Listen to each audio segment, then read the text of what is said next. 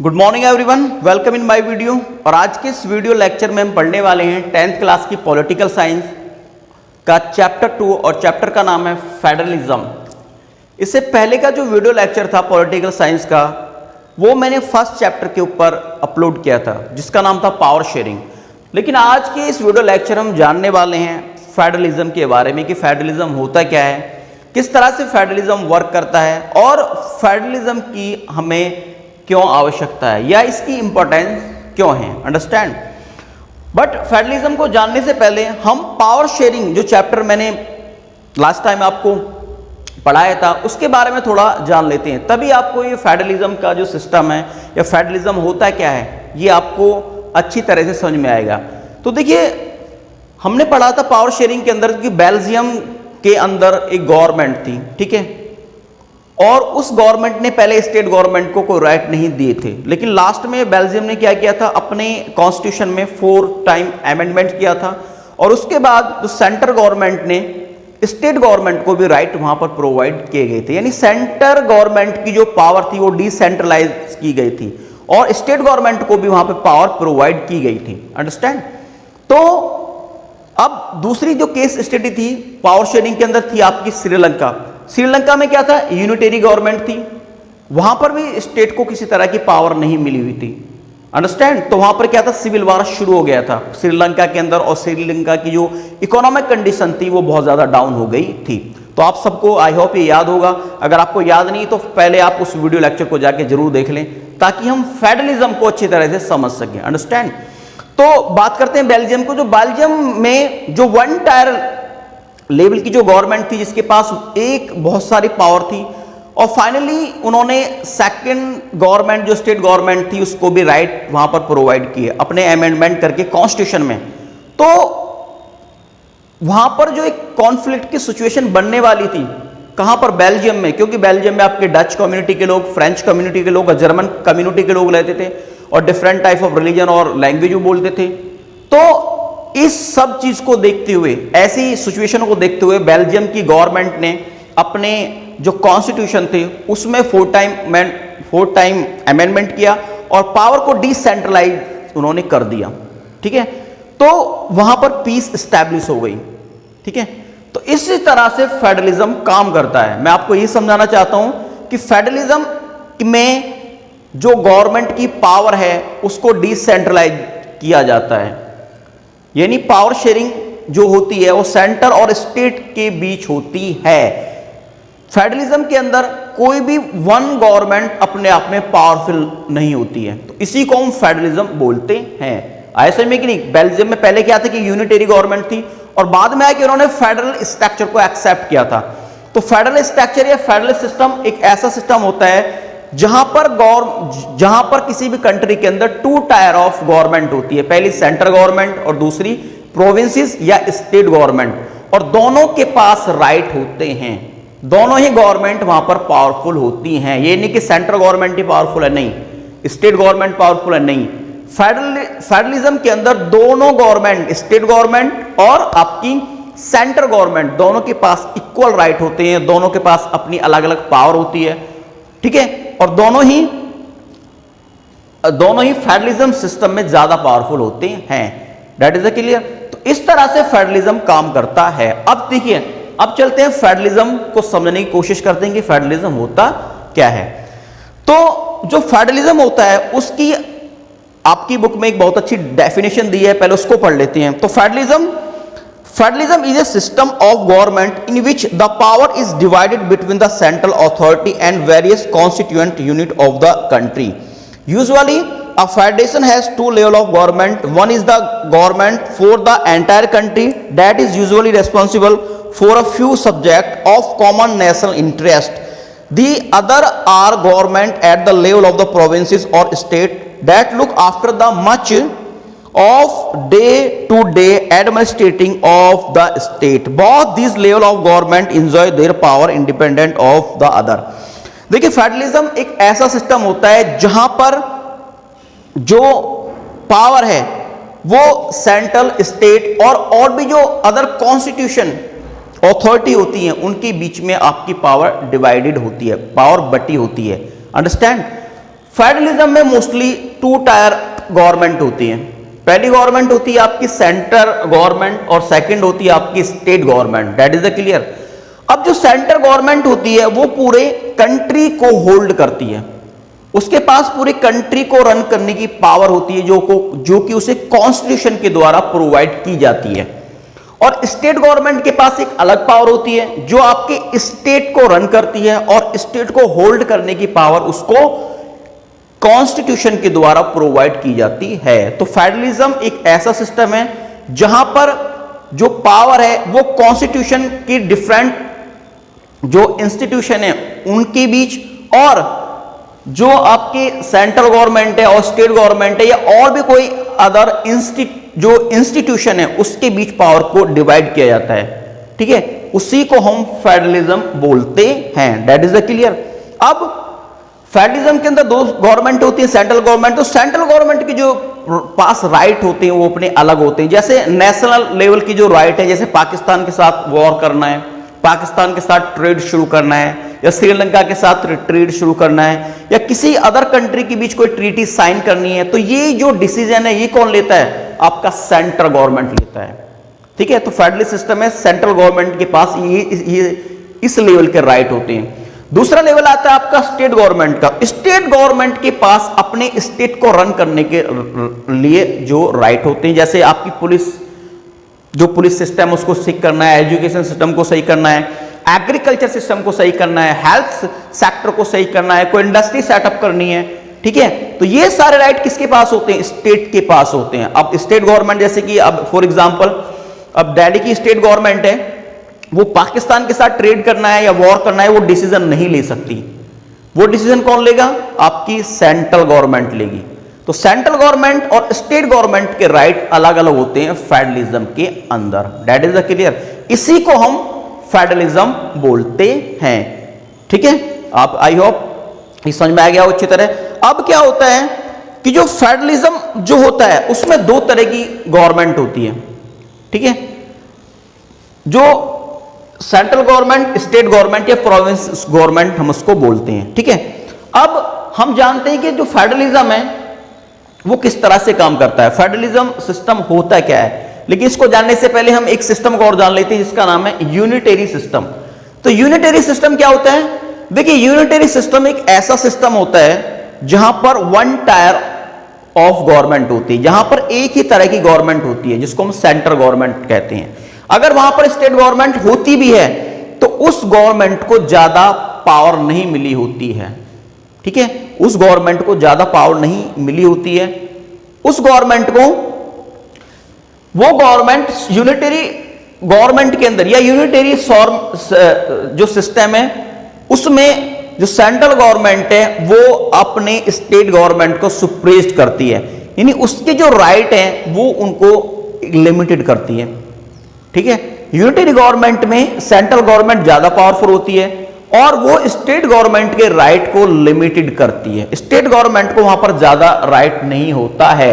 जिन country के अंदर unitary system है वहां पर सेंट्रल गवर्नमेंट ज्यादा पावरफुल है, उस गवर्नमेंट के पास डिफरेंट टाइप ऑफ राइट होते हैं।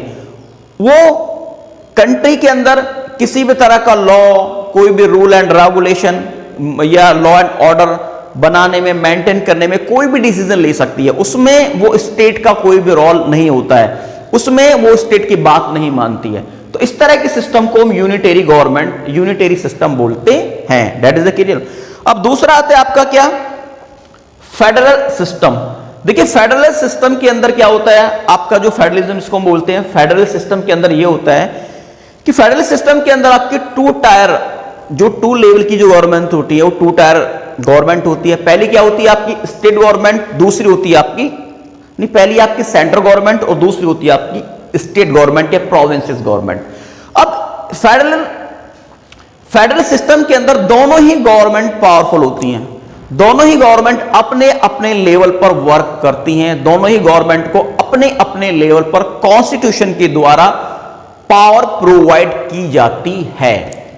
ठीक है, कोई भी गवर्नमेंट अदर गवर्नमेंट के ऊपर, ठीक है, क्या नहीं होती, डिपेंड नहीं होती है। लेकिन कुछ राइट्स ऐसे होते हैं जो सेंट्रल गवर्नमेंट की पास होते हैं, जैसे मैंने आपको बताया कि पाकिस्तान के साथ अगर ट्रेड करना हो या वॉर करना हो या किसी और के साथ, किसी और कंट्री के साथ हमें कोई ट्रीटी साइन करनी हो तो वो सेंट्रल गवर्नमेंट ही करेगी फेडरल सिस्टम के अंदर ही, ठीक है। लेकिन फिर भी फेडरल सिस्टम के अंदर दोनों ही गवर्नमेंट काफी पावरफुल होती हैं। फेडरल सिस्टम के अंदर जो सेंट्रल गवर्नमेंट होती है वो कोई भी राइट, कोई भी लॉ स्टेट गवर्नमेंट पे इंपोज नहीं कर सकती है। कोई भी चेंज अगर वो कॉन्स्टिट्यूशन में करती है तो उसको परमिशन लेनी होती है स्टेट गवर्नमेंट की भी, अंडरस्टैंड, तब जाके कॉन्स्टिट्यूशन के अंदर या कंट्री के अंदर या किसी स्टेट के अंदर कोई लॉ बनता है या कोई लॉ वहां पर लागू किया जाता है। तो फेडरल सिस्टम में आपकी दोनों ही गवर्नमेंट अपने अपने लेवल पर पावरफुल होती हैं। That is the clear. यहां तक समझ में आया कि फेडरल सिस्टम क्या होता है और यूनिटरी सिस्टम क्या होता है कि यूनिटरी सिस्टम में आपकी जो सेंट्रल गवर्नमेंट है वो ज्यादा पावरफुल होती है, स्टेट गवर्नमेंट का वहां पे ज्यादा रोल नहीं होता है, और सेंट्रल गवर्नमेंट स्टेट गवर्नमेंट को क्या करते हैं, सुप्रेस करते, उसको प्रेशर में रख सकती है। किस सिस्टम में? यूनिटरी सिस्टम के अंदर। That is the clear. अब हम बात करते हैं कि फेडरलिज्म की फीचर्स कौन कौन सी होती हैं, कौन कौन सी ऐसी फीचर्स हैं जो फेडरलिज्म अगर किसी कंट्री के अंदर है तो वहां पर वो फीचर्स आप देख सकते हैं। इंडिया में क्या है? फेडरलिज्म, फेडरल सिस्टम इंडिया के अंदर है। क्यों? क्योंकि यहां पर एक स्टेट गवर्नमेंट है, दूसरी क्या है आपका सेंटर, पहली सेंट्रल गवर्नमेंट है, उसके बाद आपकी स्टेट गवर्नमेंट है।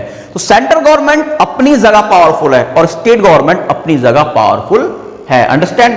अब जैसे कोई जीएसटी था तो जीएसटी को लेकर देखिए सेंट्रल गवर्नमेंट ने उसको लागू किया, लेकिन अलग अलग राज्यों ने अपना प्रोटेस्ट किया, किसी ने उसको डिनाई किया, मना किया कि हम इसको लागू नहीं करेंगे, ठीक है।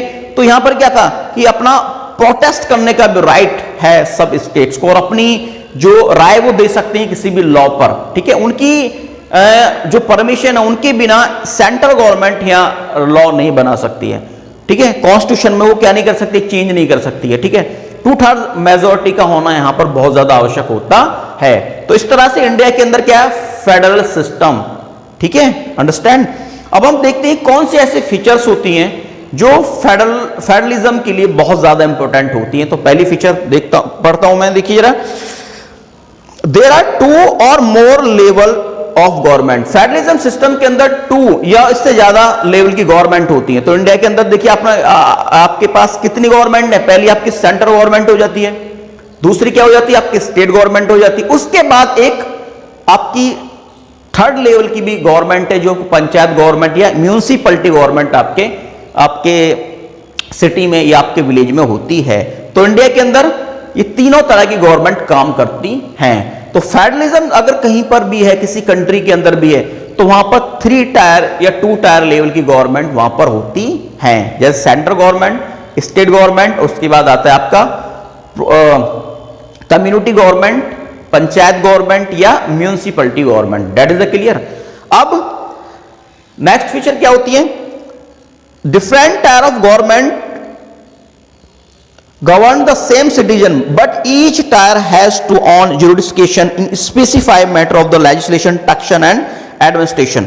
अब यहां पे क्या होता है कि इंडिया के अंदर जो या किसी भी कंट्री के अंदर जो आपका फेडरलिज्म सिस्टम होता है या फेडरल सिस्टम होता है उसमें क्या होता है कि गवर्नमेंट 2 सिटीजन के ऊपर राइट करती है, ठीक है। अब जैसे कि इंडिया के अंदर स्टेट है तो स्टेट हम किसके नागरिक हैं? उत्तर प्रदेश के, और उसके बाद हम किसके नागरिक हैं? इंडिया के, ठीक है। तो इंडिया का जो सिटीजन है वो 2 तरह से वोट कर सकता है। पहला किसको कर सकता है? आपका सेंट्रल गवर्नमेंट को, और उसके बाद किसको वोट कर सकता है? आपका स्टेट गवर्नमेंट को, अंडरस्टैंड। और जितनी भी आपकी राइट्स होते हैं कॉन्स्टिट्यूशन के द्वारा, किसका? टैक्सेशन का, आपका लेजिस्लेशन का, वो अलग अलग गवर्नमेंट को प्रोवाइड किए जाते हैं। मींस अपने अपने एरिया में अपने अपने जो राइट्स हैं उसके अकॉर्डिंग गवर्नमेंट टैक्स और लॉ बना सकती है। That is the clear. अब 3rd फीचर्स की देखते हैं। The fundamental provision the constitution can not be unitarily change by 1 level of government, such change require the consent of both level of government. अभी मैंने आपको बताया कि यदि फेडरलिज्म के अंदर हमें कॉन्स्टिट्यूशन को चेंज करना हो तो उस सेंट्रल गवर्नमेंट को स्टेट गवर्नमेंट का भी कंसेंट लेना पड़ता है। Without consent of state government central government किसी भी कॉन्स्टिट्यूशन में अमेंडमेंट नहीं कर सकती है। कोई भी नया रूल एंड रेगुलेशन आप क्या नहीं कर सकती है, इंप्लीमेंट नहीं कर सकती है, बना नहीं सकती है। देखिए इंडिया के अंदर क्या है, एक पार्लियामेंट हाउस है, उस हाउस के टू पार्ट है। पहला क्या है आपका राज्यसभा, जिसको हम अपर हाउस बोलते हैं, उसके बाद क्या होता है लोकसभा। तो अगर कोई इंडियन गवर्नमेंट कोई बिल बनाती है, किसी लॉ का यहां पर बनाया जाता है, तो पहले वो लोकसभा से पास होता है, फिर उसको राज्यसभा पास करती है। मींस यदि गवर्नमेंट के पास किसी लॉ को जो गवर्नमेंट ने बनाया है उसको पास करने की मेजॉरिटी नहीं है, तो वो लॉ नहीं बन पाता है, वो बिल लॉ नहीं बन पाता है। तो ये किसका साइन है, ये किसकी फीचर है, फेडरलिज्म की। क्या फेडरलिज्म के अंदर कोई भी सिंगल गवर्नमेंट, कोई भी सेंट्रल गवर्नमेंट अपनी मर्जी से किसी भी कॉन्स्टिट्यूशन में अमेंडमेंट नहीं कर सकती है, उसको कंसेंट लेनी पड़ती है, उसको फुल मेजॉरिटी लेनी पड़ती है स्टेट गवर्नमेंट की भी। अंडरस्टैंड। नेक्स्ट आता है, इसके अंदर है आपका द फंडामेंटल प्रोविजन। हाँ, इसके बाद आता है the court have the power to interpret the constitution and the power of different level of government. The high court act as the umpire of dispute arise between the different level of government, it exercise of other respective power। अब इसके अंदर होता है कि high court के पास ये power होती है और सुप्रीम कोर्ट के पास भी ये पावर होती है। यदि स्टेट गवर्नमेंट या सेंट्रल गवर्नमेंट अपनी पावर का मिसयूज करते हैं तो वो जो कॉन्स्टिट्यूशन है उसको पढ़ सकती है, संविधान की व्याख्या कर सकती है। यदि कोई ऐसा लॉ बनाया जाए कंट्री के अंदर जो आउट ऑफ कॉन्स्टिट्यूशन हो, तो दोनों स्टेट गवर्नमेंट को हाई कोर्ट और सेंट्रल गवर्नमेंट को सुप्रीम कोर्ट स्टॉप कर सकता है। अंडरस्टैंड। उसके बाद यदि किसी भी लॉ को लेकर स्टेट गवर्नमेंट और सेंट्रल गवर्नमेंट के बीच फाइट हो, डिस्प्यूट हो, तो उस डिस्प्यूट का भी जो जजमेंट है, उस डिस्प्यूट का भी जो प्रॉब्लम का जो सॉल्यूशन है, वो आपका सुप्रीम कोर्ट या हाई कोर्ट के द्वारा निकाला जाता है। तो ये क्या होता है, फेडरलिज्म की फीचर्स होती है। मींस अगर किसी कंट्री के अंदर ये सिस्टम है, फेडरल सिस्टम है, तो ये फीचर वहां पर आपको देखने को मिलेगी। अंडरस्टैंड। उसके बाद नेक्स्ट देखते हैं कि source of revenue of each level of government are clearly specified to ensure it financial autonomy. अब जो रेवेन्यू के जितने भी सोर्स होते हैं, जो टैक्स कलेक्शन के जितने भी सोर्स होते हैं, वो कॉन्स्टिट्यूशन के द्वारा पहले ही फाइनल किए जाते हैं कि सेंट्रल गवर्नमेंट इस टाइप के टैक्स इंपोज कर सकती है और स्टेट गवर्नमेंट इस टाइप से वो टैक्स ले सकती है। तो दोनों का रेवेन्यू कलेक्शन का जो सोर्स है वो अलग अलग होता है। ठीक है। फेडरल सिस्टम होता है, उसमें जो रेवेन्यू सिस्टम की रिसोर्स है, जहां पर सरकार को मनी गेट होता है, जहां पर सरकार बहुत सारा मनी देती है टैक्स के रूप में, तो दोनों लेवल की गवर्नमेंट के पास उसको लेकर अलग अलग रिसोर्सेज होते हैं। वो अलग अलग अपनी अलग अलग सिस्टम से अपने राज्य में या सेंटर पूरे इंडिया के अंदर या अपनी कंट्री के अंदर वो अलग तरह से टैक्स के जितने भी न्यू सिस्टम है वो लागू कर सकता है। जैसे इनकम टैक्स है, तो इनकम टैक्स कौन लेता है, सेंट्रल गवर्नमेंट लेता है, वो स्टेट गवर्नमेंट का उसमें कोई राइट नहीं होता। अंडरस्टैंड। उसके बाद जैसे आपका एंटरटेनमेंट टैक्स है, वो कहां पे होता है, वो स्टेट गवर्नमेंट के द्वारा लिया जाता है।